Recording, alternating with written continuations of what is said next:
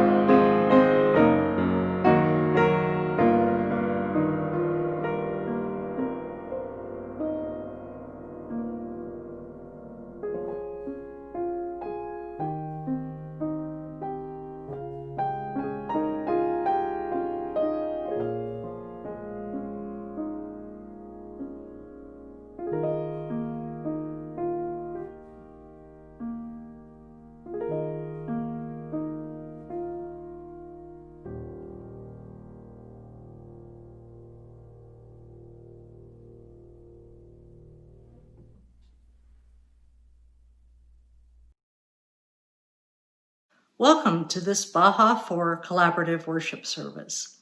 I am Martha House, and I am a member of Borderlands UU. Whenever you are joining us, wherever you are worshiping from, you are welcome to bring your whole self here, now. We are the Baja 4, representing Unitarian Universalists across southeastern Arizona. As Unitarian Universalists, we love beyond belief and find inspiration from a wide array of spiritual, religious, and secular sources. We come together as a Baja 4 because we know we are stronger together. We represent Borderlands Unitarian Universalists in Amado, Sky Island Unitarian Universalist Church in Sierra Vista, Mountain Vista Unitarian Universalist Congregation in Northwest Tucson, and the Unitarian Universalist Church of Tucson on the east side of Tucson. We take inspiration from the landscape around us. We find in our deserts stories of resilience and change, beauty and interconnection, death and life. We acknowledge that this land was stolen from the Chiricahua Apaches, the Pasquayaqui, the Otham, Apata people who are the indigenous ancestors of this land and our neighbors today. Please take a breath with me to express your gratitude for all the indigenous people who have stewarded this land for thousands of years and continue to do so today. Breathe in. Breathe out.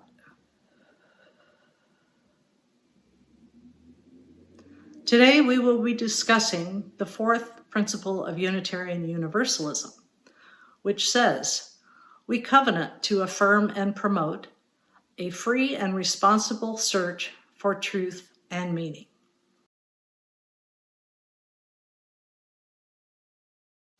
Our chalice lighting words this morning come from the Reverend Paige Getty from the Unitarian Universalist Congregation of Columbia, Maryland.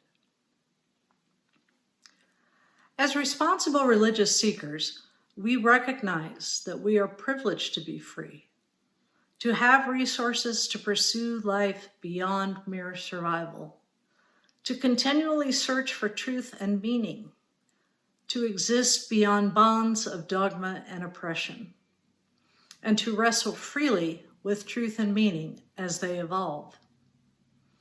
This privilege calls us not to be isolated and self-centered, believing that our single perspective trumps all others, but rather to be humble, to be open to this great mysteries of truth and meaning that life offers. And those mysteries may speak to us through our own intuition and experience, but also through tradition, community, conflict, nature, and relationships. As a faith tradition, Unitarian Universalism makes sacred the right and responsibility to engage in this free and responsible quest as an act of religious devotion.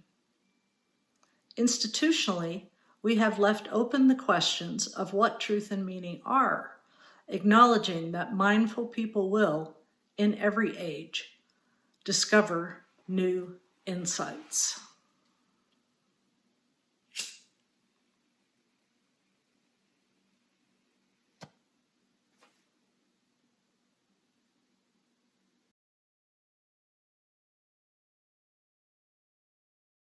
This next hymn is Let Us Wonder from the Gray Hymnal, and we're going to play it to a tune by Ray Vaughan Williams.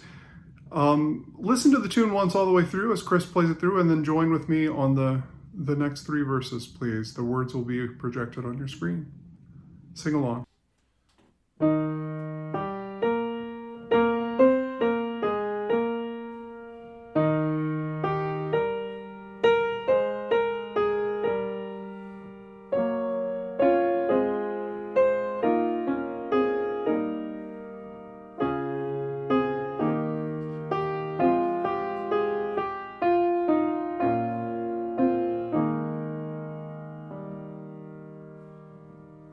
Let us wander where we will, something kindred greets us still, something seen on vale or hill, falls familiar on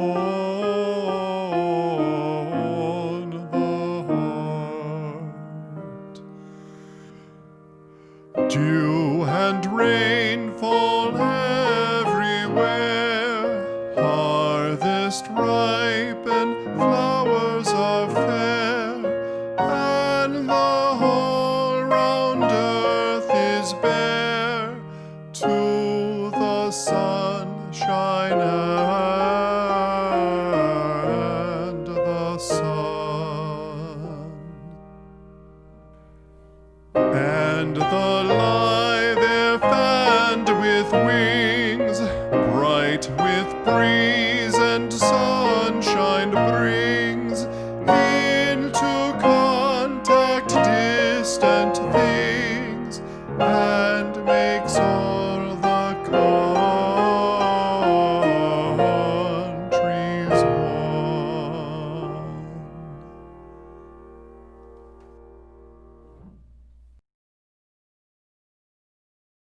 Hello, my name is Ann Bowling. I'm a member of the Mountain Vista UU Church in Northwest Tucson. Today I have a story for you. When you get an invitation to a party, do you think about the friends you might see there, or what games you may play, or if there'll be cake? That's what I think about when I get an invitation. But once I was invited to a party that sounded a little scary. The invitation said, "Come to a dangerous tea." And it said, "Wear an outrageous outfit." Well, I wondered what was dangerous about tea. I like hot tea and iced tea.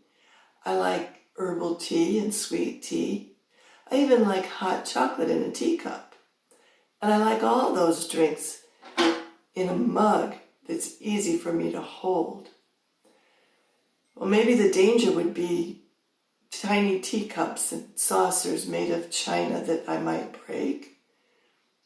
Or maybe it would be a room that was dark and dimly lit with strange decorations and creepy music. But I thought about it a little and I decided I would just go to this party and find out what the danger was. If the tea looked strange or tasted bad, I could put the cup down and see what else was happening. There's usually something fun when it's a party. So on that day, I put on an outrageous tea party hat and I went to the dangerous tea. The other guests had hats and gloves, fancy outfits, and the tables all had lots of cups and saucers made of fine china, but there were also mugs and there were plastic glasses for people that didn't want tea. The hostess said the danger is in the centerpiece, and on every table there was a teapot. The hostess said inside the teapot are dangerous questions. You will take turns reaching inside. Find the question that's meant for you, and then you'll talk about them. Well, how would you answer a question like, what's your secret dream? Where would you like to travel? If you could give yourself a new name, what would it be? Or, is there something you're really afraid of? What about, what's the most exciting thing you want to do someday? I don't remember the question I had that day, but I do remember the conversation around my table as we shared our questions and talked about our answers. We told each other what we knew and what we didn't know, what we ran away from and what we dreamed of. And by the end of the party, we all went home with more questions, more ideas, and more curiosity about ourselves, each other, and the world. I wrote a poem about what happened to me that day. There's a pickle in my tea, hinting at a mystery. Maybe it's a piece of garnish or a bit of extra spice. Maybe the cup wasn't washed. That wouldn't be so nice. I don't know how it got there or what it means to do. Can I read it like a tea leaf? Do I pick it up and chew?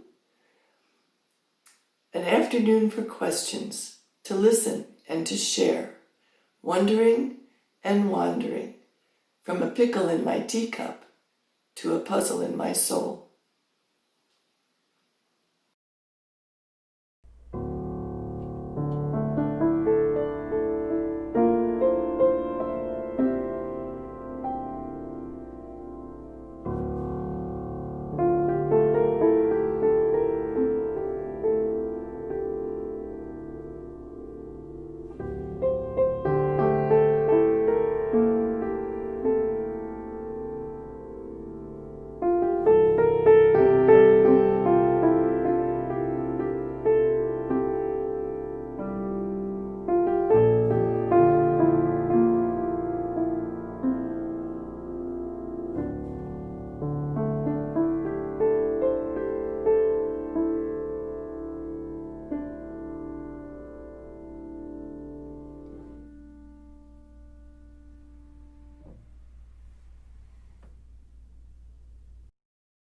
For our prayer this morning, I offer you this poem by Rainer Maria Rilke.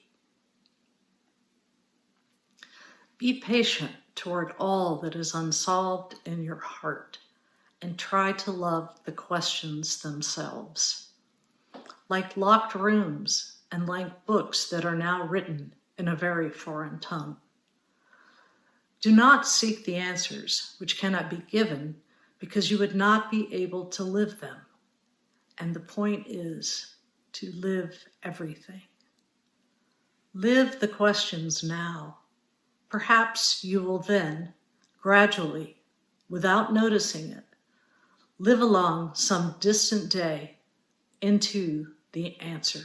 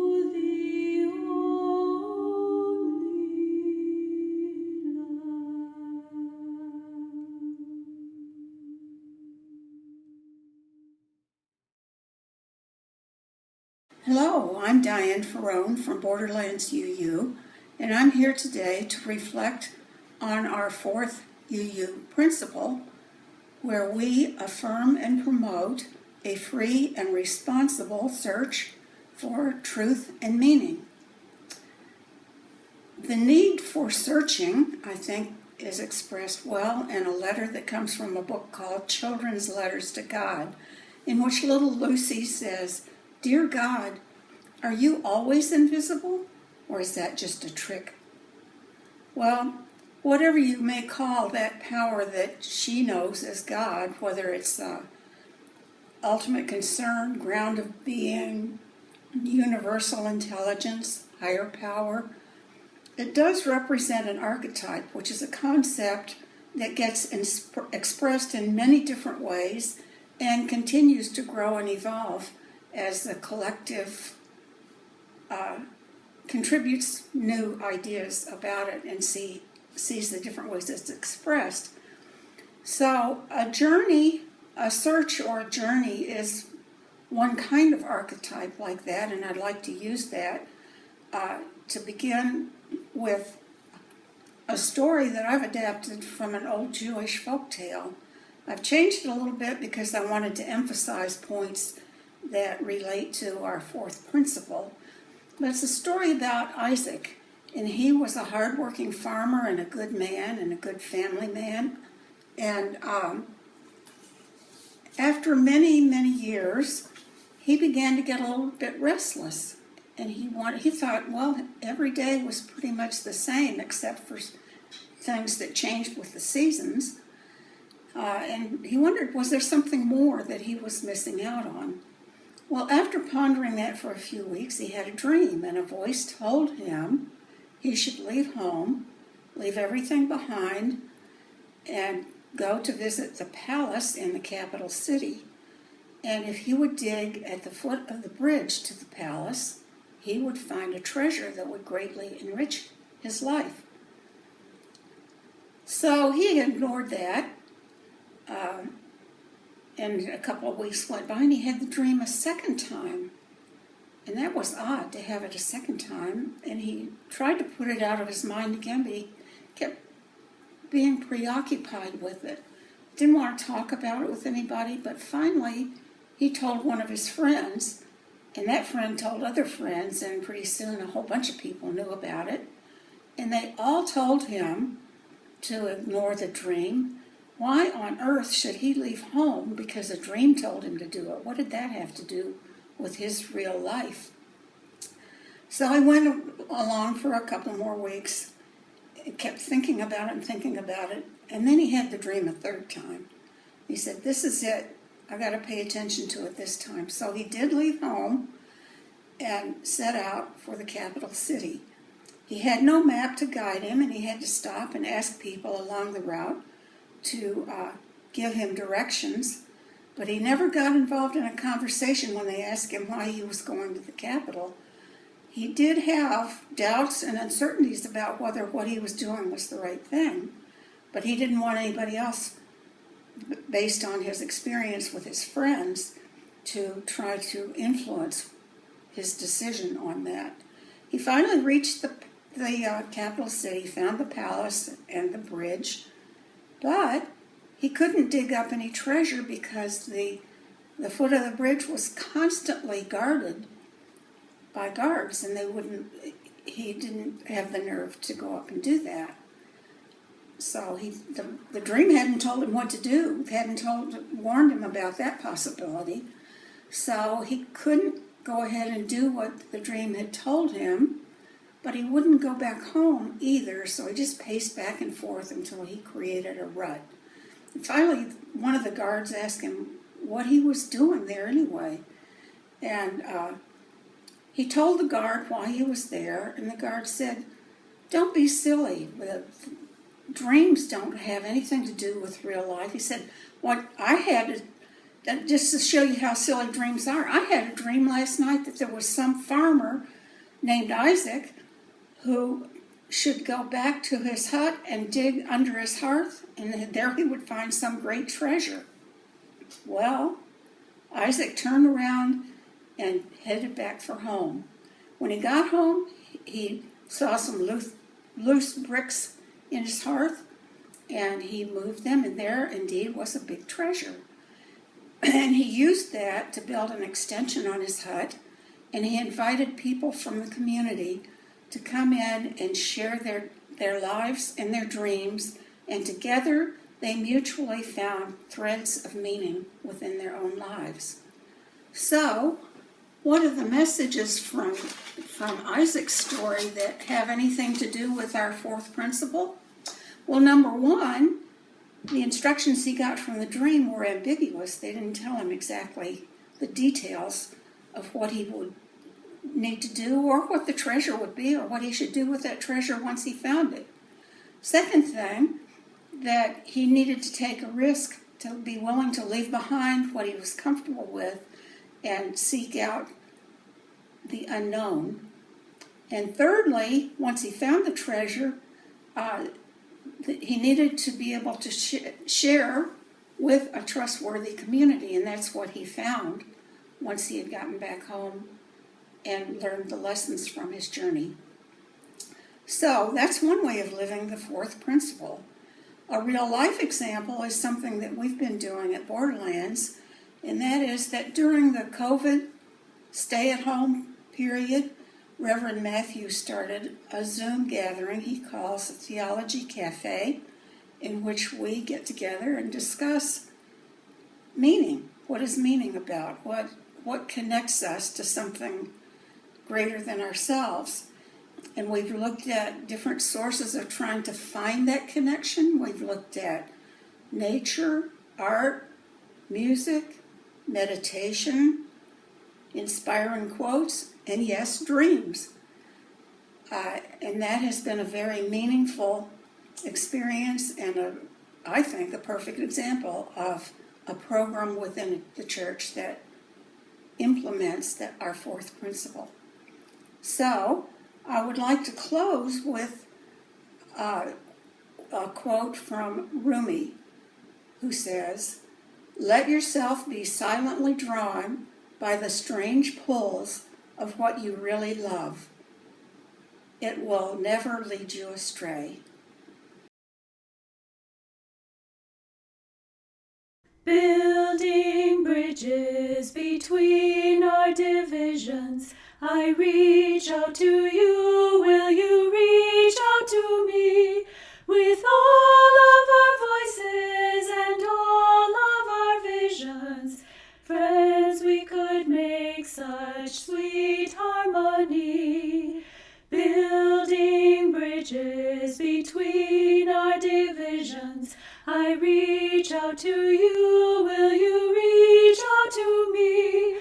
With all of our voices and all of our visions, friends, we could make such sweet harmony. Building bridges between our divisions, I reach out to you, will you reach out to me? With all of our voices and all our divisions, we reach out to you, will you reach out to me? With all of our voices, will you reach out to me? With all of our voices, will you reach out to me? With friends, we could make such sweet harmony. Friends, we could make such sweet harmony.